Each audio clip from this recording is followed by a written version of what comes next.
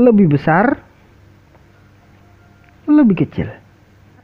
Saat kita melakukan pemeriksaan, suhu pada baterai normal, namun tetap saja muncul pada layar baterai terlalu panas atau baterai terlalu rendah. Apa yang kita lakukan? Mari kita lihat sama-sama.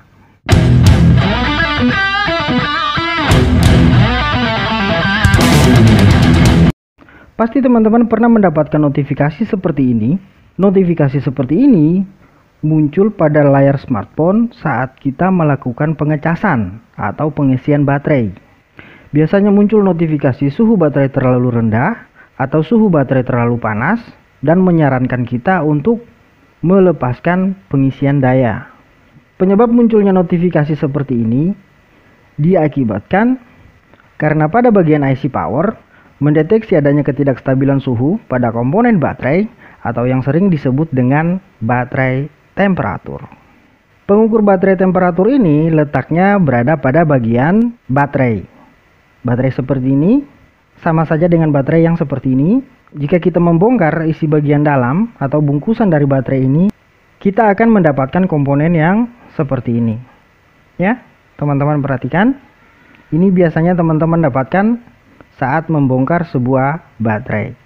Pada rangkaian ini tergabung beberapa fungsi. Di antaranya adalah sebagai pengatur ampere atau arus yang dibutuhkan oleh smartphone, sebagai baterai ID, min, plus, dan temperatur. Rangkaian komponen inilah yang memberikan sinyal ke IC power bahwa di sini terjadinya peningkatan suhu atau penurunan suhu pada sebuah baterai handphone. Bagaimana cara kita mengatasinya? Jika kerusakan seperti ini murni disebabkan oleh baterai, kita cukup memutuskan hubungan antara jalur temperatur dengan jalur temperatur pada bagian konektor baterai. Contohnya seperti ini. Jika seandainya bagian temperaturnya terletak pada bagian ini, perhatikan, kita tinggal melihat pada bagian konektor baterai. Oh, kita hitung. Ternyata temperaturnya adalah bagian konektor ini. Jika kita menggunakan baterai yang seperti ini, kita cukup menempelkan isolasi di sini, maka dia akan terputus koneksinya ke bagian rangkaian konektor baterai ini. Jika teman-teman menggunakan baterai seperti ini, cukup teman-teman melihat konektornya. Jika letaknya pada bagian ini, segera teman-teman lapisi menggunakan isolasi atau silakan teman-teman melakukan pemutusan jalur. Itu pun jika teman-teman mengerti di mana letak baterai temperaturnya. Karena bagian komponen seperti ini selalu terdapat 4 pin. Itu pun 4 pin selalu bergandengan. Jumlah totalnya adalah sekitar 8. Bagian pin ini akan tergabung dengan pin ini. Pin ini pasangannya ini dan ini. Dan selanjutnya sama. Jika di sini letak positif, di sini negatif, berarti di antara dua pin ini adalah baterai temperatur dan baterai ID.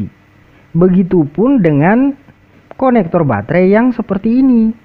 Jika di sini positif, di sini negatif, berarti di antara dua konektor ini adalah baterai temperatur dan baterai ID. Pertanyaannya, bagaimana cara kita untuk menentukan di mana letak baterai temperatur ini? Karena di sini masih terdapat dua, yaitu baterai temperatur dan baterai ID. Kita lakukan pengukuran secara sederhana. Teman-teman perhatikan, di sini kita sudah mempunyai beberapa rangkaian mesin handphone. Ada yang menggunakan konektor seperti ini. Teman-teman bisa lihat. Dan juga rangkaian yang persegi panjang seperti ini. Kita akan mengukur bagaimana cara mendeteksi di mana letak dari baterai temperatur di antara keempat jalur pin ini. Kita akan praktekkan. Di sini kita menggunakan avometer analog saja agar supaya mudah teman-teman melihatnya. Kita atur dengan posisi yang baik. Bisa teman-teman lihat, kita akan mulai mengukur pada bagian konektor baterai yang model seperti ini. Kita menggunakan skala kali 10 ya. Kita menggunakan skala kali 10. karena kita mengukur perbedaan hambatannya saja. Jika menggunakan multitester digital, kita melihat nilai atau angka yang akan muncul. Pasti teman-temanku yang masih belajar agak susah, jadi kita menggunakan multitester manual seperti ini agar supaya teman-teman bisa melihat perbedaan pergerakan jarum seperti ini. Teman-teman bisa lihat ya. Oke, teman-teman lihat jika jalurnya full berarti tersambung. Sebelum melakukan pencarian jalur baterai temperatur, kita ukur terlebih dahulu, yaitu bagian min dan plus menggunakan kali 1. Kita letakkan probe hitam pada bagian ground, lalu kita mencari di mana letak negatif. Lihat, jarumnya bergerak setengah. Kita ke ujung lagi, letak negatif dan positif pasti berada pada bagian ujung. Jika teman-teman masih bingung dan lebih mudah lagi, cukup teman-teman melihat pada bagian polarisasi baterai seperti ini, positif dan negatif. Oke, kita ukur. Bergerak setengah, ke ujung lagi full, berarti jalur ini adalah negatif dan ini positif. Lalu kita ukur lagi dengan skala X1, apakah bagian tengah bergerak? Perhatikan jarum. Tidak. Kita naikkan ke kali 10.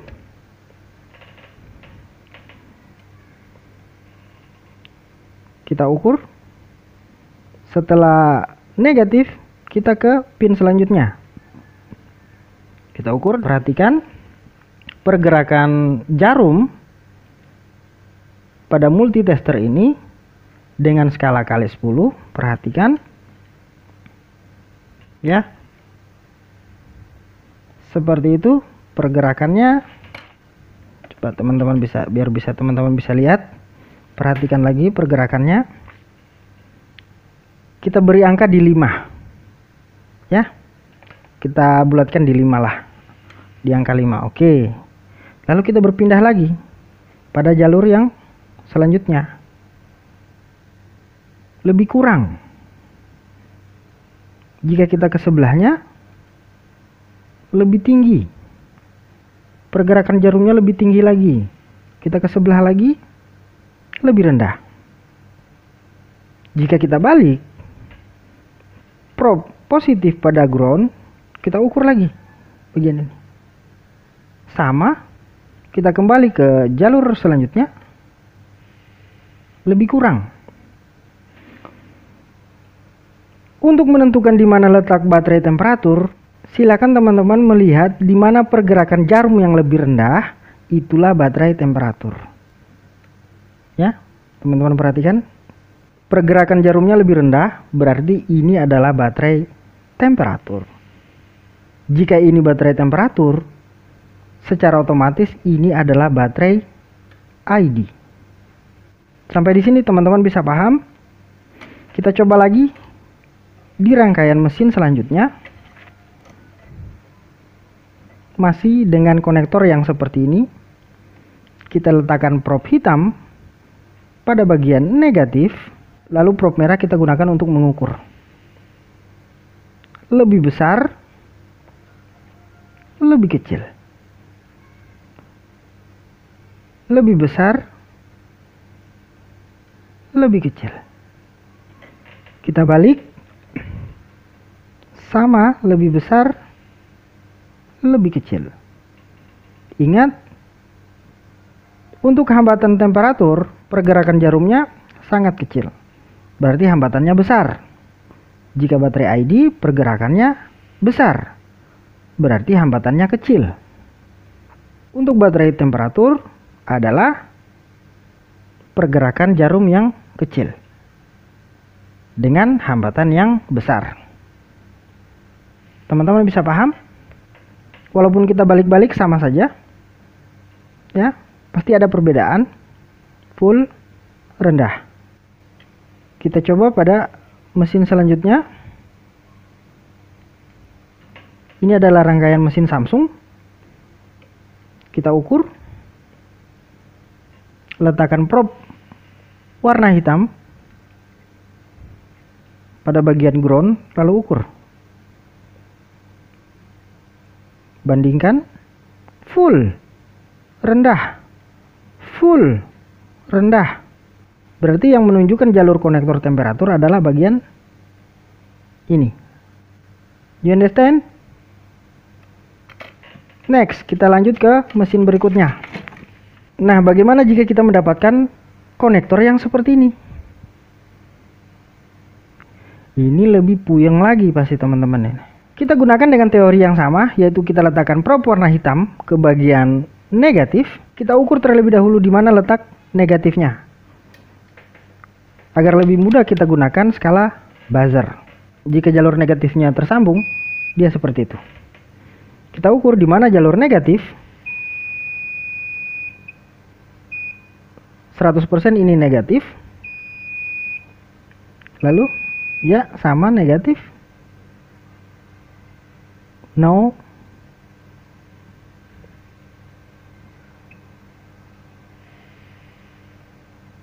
Tidak. Ini pasti jalur positif. Oke, jalur negatifnya sudah kita dapatkan. Kita turun ke skala kali 10. Kita ukur di mana letak baterai ID dan temperatur. Kita ukur bagian ini. Lihat pergerakan jarumnya.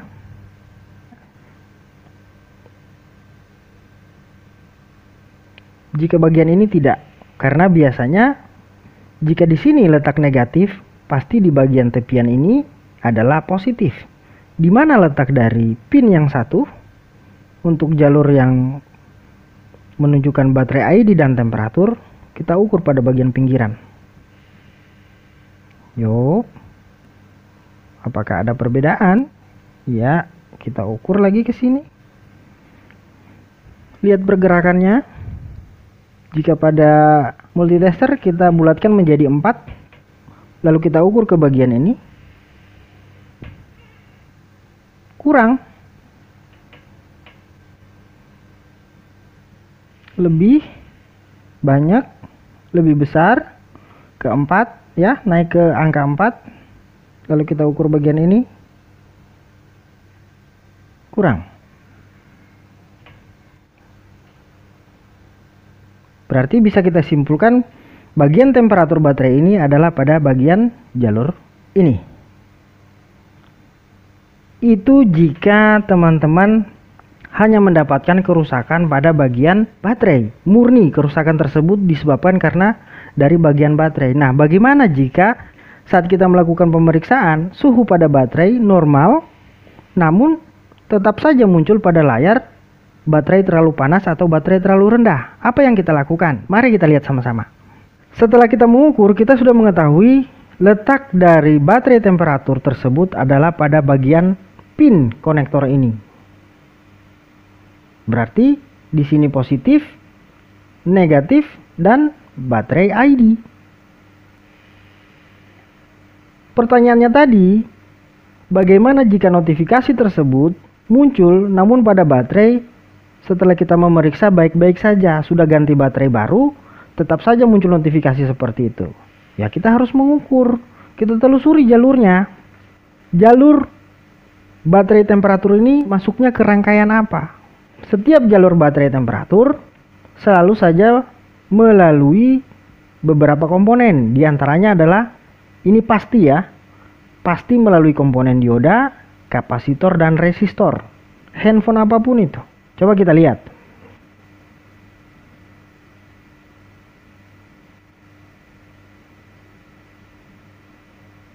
Di sini, teman-teman bisa lihat. Dari hasil pengukuran kita tadi, kita ketahui ini adalah jalur baterai temperatur. Jalur konektor baterai temperatur tersebut masuk melalui atau melewati komponen dioda. Di sini ada dioda.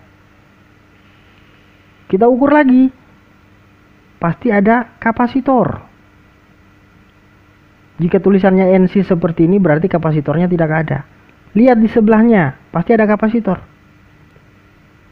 Ya, pasti ada. Handphone apapun itu pasti ada kapasitor yang dilewati. Pada kapasitor inilah yang sering kami dapatkan penyebab dari gangguan notifikasi tersebut. Jika komponen kapasitor ini rusak, akan muncul notifikasi seperti tadi pada layar handphone. Entah itu suhu baterai terlalu rendah atau baterai terlalu panas. Silakan teman-teman telusuri. Pasti jalur tersebut akan masuk ke akan melewati suatu komponen, yaitu komponen kapasitor dan dioda. Teman-teman ukur, diodanya ini bocor tidak? Kapasitor ini bocor tidak? Silakan teman-teman ukur, jalur ini tembus ke ground atau tidak? Jika teman-teman sudah bisa memastikan salah satu dari komponen ini konslet, silakan cabut, buang saja, tidak masalah. Namun setelah teman-teman cabut, masih saja muncul notifikasi baterai terlalu panas atau suhu baterai terlalu rendah. Telusuri lagi, pasti jalur tersebut akan masuk ke sebuah resistor. Teman-teman perhatikan, pasti jalur temperatur tersebut dari baterai, dia akan masuk ke mesin melalui jembatan sebuah resistor. Resistor ini teman-teman harus memastikan resistor ini ada atau tidak. Resistor ini korosi atau tidak. Jika korosi, segera bersihkan. Jangan teman-teman buang lalu jumper langsung. Jika teman-teman jumper, ini akan menambah masalah baru. Itu pun jika teman-teman mengganti komponen ini harus dengan nilai yang sama, yaitu 5,1K.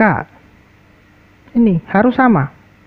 Atau silakan teman-teman mengambil pada kanibalan yang sama, mesin yang sama. Teman-teman boleh mengganti.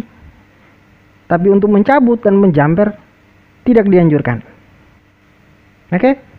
Ini adalah jalur yang menuju ke bagian IC power. Jika pada kasus pertama yang kita bahas, penyebabnya murni dari baterai, cukup kita putuskan jalur ke sini. Tak. Terserah teman-teman, putus jalur juga tidak masalah. No problem. Karena murni kerusakannya disebabkan oleh temperatur baterai. Jika teman-teman mempunyai baterai cadangan, silakan ganti, pasti normal lagi. Jika tidak mau pusing, ya udah, putuskan saja di sini. Kegunaan dari pengukuran temperatur ini apa? Kegunaannya adalah jika terjadi permasalahan overhead pada sebuah baterai, pengisian pengecasan pada IC charger akan diperintahkan oleh IC power, hentikan pengecasan. Maka pengecasan tersini akan dihentikan karena terdapat panas. Katanya bro, hentikan pengecasan. Perintah IC power pada IC charger. Di sana terjadi overhead, maka akan dimatikan. Sampai di sini teman-teman bisa paham ya? Mudah-mudahan ya. Jika ada yang perlu ditanyakan, teman-teman bisa komen di bawah. Kita belajar bersama. Di sini kita belajar bersama. Tidak ada guru, tidak ada murid. Kita sama saja. Coba kita lihat lagi. Pada beberapa rangkaian handphone, apakah benar komponen ini atau rangkaian ini masuk ke mesin melalui kapasitor dan resistor? Coba kita lihat. Kita lihat pada rangkaian ini. Ini adalah contoh dari mesin Redmi 4A. Jika pada bagian rangkaian Redmi 4A ini bermasalah bagian temperatur, atau kita mengukur bagian temperaturnya, dia tembusnya kemana? Kita sebagai contoh untuk men-tracking saja. Kita lihat jalurnya, kita cari. Ya. Jalur konektor baterai. Pasti ini jalur konektor baterainya. Kita lihat. Oke, ini adalah jalur konektor baterai. VBAT, baterai ID, temperatur. Kita lihat. Temperaturnya ini ya, dan ini ground. Temperatur, di bagian bawah juga temperatur. Satu jalur. Jika temperatur ini kita klik, tembusnya ke, kita lihat.